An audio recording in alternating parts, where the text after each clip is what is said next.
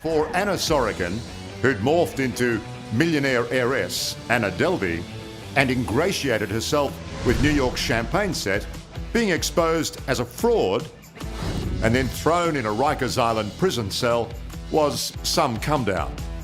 But by May 2018, that's where she was spending her days, awaiting trial on theft and grand larceny charges.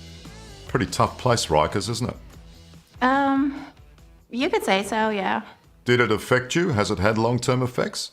Of course, yeah. I never regret going there. I thought it was like an invaluable experience. I could have never created like anything like this for myself. So I did learn a lot from going there. You don't regret going there, did you say? No, absolutely not. I would never want to just cut out that experience from my system. All right, Mark, what do you got?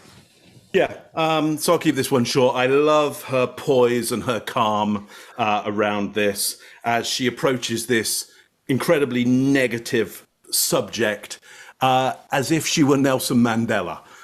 As if she were being in prison was the best thing that ever happened because, I've meditated there. I now am coming out as a greater leader, to take South Africa, where it should be. So I just come out of that going, so what is she? Is she like psychopath or saint here? It's a lovely little kind of balance there between are you so at odds with the world that you really felt nothing in there? Is it something of Eastern Europe culture of this tolerance for suffering? Is it something around that? Or is it your idea that you want to project yourself within this situation as some saintly being that's come out of it an even better person than you were when you went in? Or has that actually happened to you? Wouldn't that be amazing if you were actually kind of Nelson Mandela after that? I think what a brilliant story she's trying to weave there. Greg, what do you think to this one? I think you're dead on. What she's trying to weave is her book deal, and this is a way for her to get it out front and say, hey, no, I went through all this, and it made me a better person. That's what the show is going. I don't know, but somewhere she's selling. When he says tough place, if you want to know whether it was emotional for or not, here it's really easy to see. She goes to an uncharacteristic pause, says and she's doing right down eye accessing. So yeah, she feels it. And then when she says, yeah, you could say that, she does chained elephant in her chair. We talk about chained elephant shifting weight from foot to foot. She starts moving a lot more than she did in the past.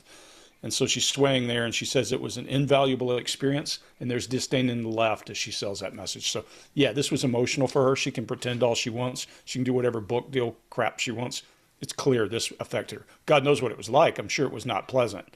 And, you can try conning some people, but in there probably not so much. Chase, what do you got?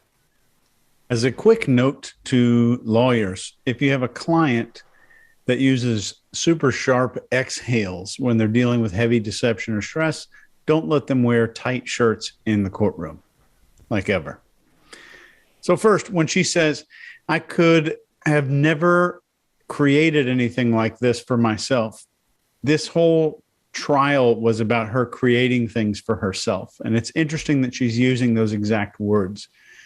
And when she says, I learned a lot from going there, she's showing contempt at the people who are probably making her have to say this in order to save face and show that everything that happened to her was beneficial, that none of them did anything that made her regret anything.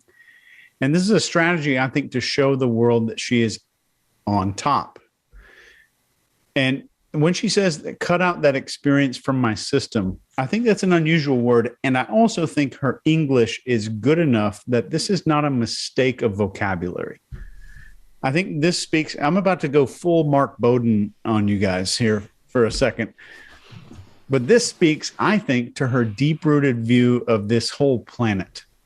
This trip to prison didn't change her life, her memory, or her behavior. It changed her system. And if something modifies your system, I feel like I need to do Mark hand gestures here, but it's probably additive. It's adding to you. So if something's changing your system, it's in me now. It's adding something to me. Then she talks about learning a lot in prison. So her desired message is, by sending me to prison, you've only given me an opportunity to succeed more, and it's a good part of my system now. And I'm sure, I have no doubt, she's imagining the dozens of people who put her in jail watching this interview with regret and anger that they weren't successful in bringing her down. And she's lived her entire life growing by subtracting from other people. And this entire interview is a display that the people who tried to subtract from her only added to her. And I think that's maybe her worldview that we're seeing there. Mark? I've been, but I loved your Mark Bowden impression. I would add to it by saying it is the Obi-Wan Kenobi factor of, if you strike me down, I will only become more powerful, and that really annoys Lord Vader exceptionally. Scott, is it your go? All right. Well, Sorry, Scott. I think you're right. I don't think she's trying to come on like she's not selling anything. This is how she does it. She has to plant that seed in your mind that you want something. You say, oh, there could be a book in here. This book, there could be something great, because she's not fawning on or going on and on about this. That's brilliant, man. It looks subtle. It's so subtle here. But if you look at her for what she is and what she's done and what she's accomplished as a con so far, you'll see right through this. This is just the cleanest version of, it's no big deal. I guess I guess this would, if you came up with the cancer cure, I guess this would cure cancer. I guess it could. Then everybody like, are you kidding me? Let's check it out. Let's take a look. Let's get into it. So that's what she's doing. And it's clean as a whistle going through there. That's when you know she's been doing this her whole life. And I would submit, Mark, to use a term like you, that she peaked right there. I think right there was her big thing right there. I think it happened. I think we got to see. I think they caught it on film, man. So yeah, that was awesome. For Anna Sorokin, who'd morphed into millionaire heiress Anna Delvey and ingratiated herself with New York's champagne set, being exposed as a fraud and then thrown in a Rikers Island prison cell was some come down. But by May 2018, that's where she was spending her days, awaiting trial on theft and grand larceny charges. Pretty tough place, Rikers, isn't it? You could say so, yeah. Did it affect you? Has it had long-term effects? Of course, yeah. I never regret going there. I thought it was like an invaluable experience. I could have never created like anything like this for myself. So I did learn a lot from going there. You don't regret going there, did you say? No, absolutely not. I would never want to just cut out that experience from my system. If you like this video, get the full body language breakdown and analysis on our main channel by clicking this video right here.